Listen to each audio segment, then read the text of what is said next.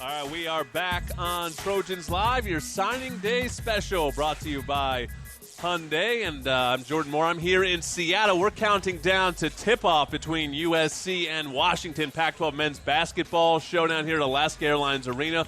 Big-time game. The Trojans coming off that win over UCLA. Want to keep it going. Chris Fisher and I will have the call pregame starting at 7:40. Tip will be just after 8 o'clock. But we're talking recruiting now. Jordan Moore, John Jackson, and Sean Cody at the lab, and sitting down with Ryan Abraham, the man that knows everything, the publisher, founder of USCFootball.com. And Ryan, were you surprised at how good of a day it was to be a Trojan? They just seem to have everyone putting on their hat today. Yeah, Jordan, it's 2 years in a row now for Clay Helton. He's a closer for sure. Last year, a lot of out-of-state guys, and you thought there were some of them were 50-50. He ends up getting all of them today.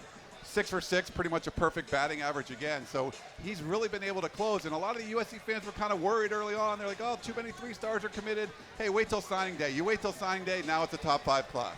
You know, when you look at this class, there was a lot of needs coming into it that they wanted to fill. Did they fill those needs? And if they didn't, is there any needs that they did not fill today that they wanted to get filled? No, I think they pretty much filled everything they wanted to. You look at both lines. You got to replace guys on the offensive, defensive line. The front seven, really, if you wanted to look at one aspect, for a Sean Cody guy, you wanted to bring some big tackles in, and they got a couple of those guys. It's almost like last year they brought in a complete defense. This year, pretty much the same thing, except they only brought in one cornerback. But really, the front seven, a couple of inside linebackers, a couple of outside linebackers. Hunter Echols, I think, can be a great predator, like just something like what Porter Gustin does. But really, the beef, it's hard to get big, athletic defensive linemen here on the West Coast, and he did a great job doing that. Jay Tufele's a 5-star defensive tackle out of Utah. I think he was a huge need, so I think he did a really good job filling the needs.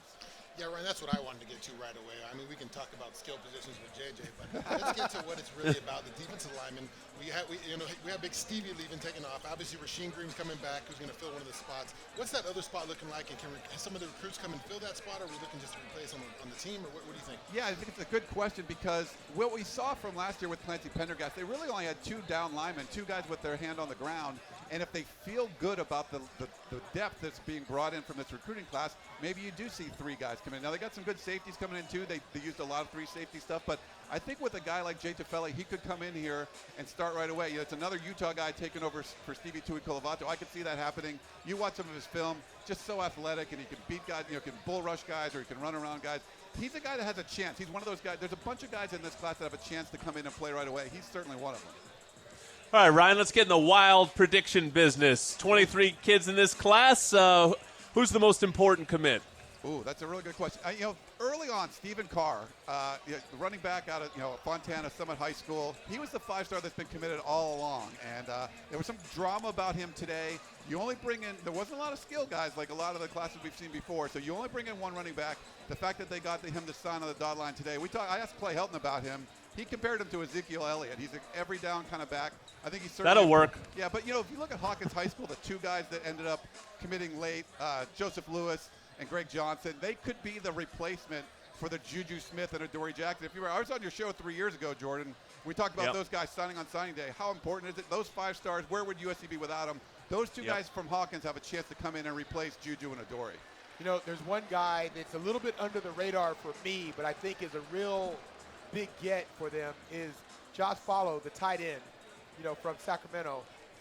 He was sort of on the fence a little bit in terms of his decision to come here. How big a recruit was that to get a guy of that kind of caliber? You just don't find 6'6" tight ends that can run and get down the field as well as he can. No, you're exactly right. We got to see him at all the openings and he's just a great catcher of the football, and I think you can see this offense last year developed a little bit more of a rapport with the tight ends, so it's a good thing. There was not a lot of tight ends on the roster. They've kind of built that back up.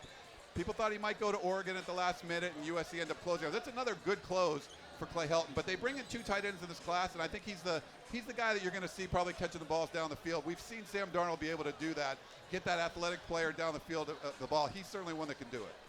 Ryan, when I think about today, this recruiting day, signing day, it brings back memories to when I was getting recruited.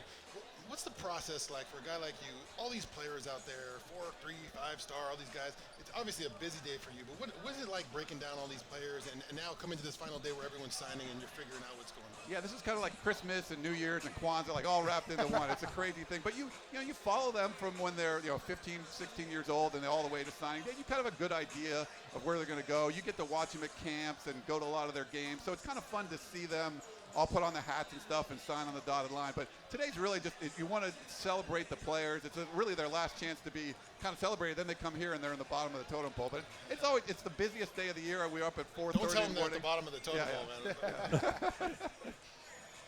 Hey, Ryan, how's the Pac-12 shaping up from a recruiting perspective? You watch these shows. I watched ESPNU all day. I was up at 5 a.m. with you, and a lot of ESPNU today. And, it's sort of an SEC kind of day. But how's the conference shaping up from a recruiting perspective and sorting itself out? Yeah, as it usually is, USC is the top, number 5 class according to Scout. And I think most consensus it was a top 5 class. But you see, like the Oregons of the world in the top 15 or top 25.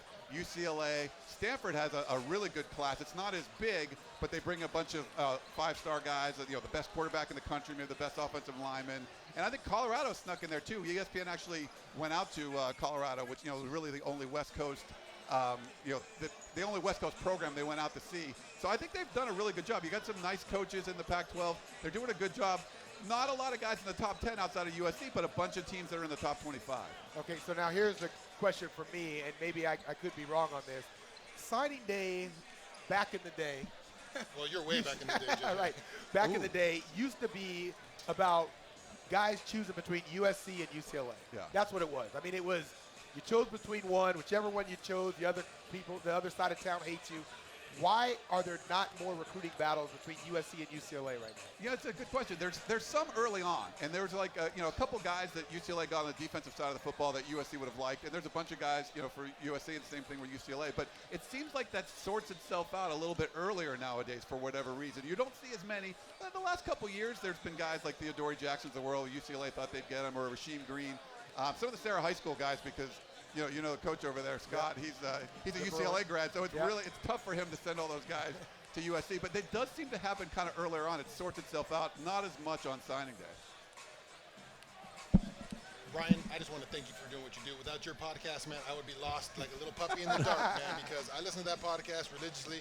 You guys do a tremendous job, and without it, like I said, I would have no clue what was going on. I'm not out there watching games like JJ every week and breaking down film, so I steal my information from Brian. You know the lineman, though. Yeah. Sean's probably the reason why we're here, because he was the first huge recruit for Pete Carroll, so he comes in. We should have had a break, big man. class, and now it's been rolling ever since. Sean Cody committed to USC. Go ahead, Jordan, follow that. Yeah, hey, that's a good one for me. Plus, you gave a nice plug on the way out, so you're getting good at this, Sean. USCFootball.com, that's Ryan Abraham, and you can listen to his podcast. You can follow all the recruiting stuff. He knows more about it than we do, that's for sure. We thank you for joining us on this day, your day. Merry Christmas, Happy Kwanzaa, Happy New Year to you, Ryan. Thanks, guys. And I'm sure we'll talk to you again this time next year, but we'll see you pretty much every day in between as well. Get ready for your next big game. Let Ralph's help make game time a little easier. Place your order today for ready-made party platters at your neighborhood Ralph's Daily or at ralphs.com/order online. JJ knows a few things about high school football. He'll come back and give us his perspective as we wrap up Trojans Live next on ESPN LA 710.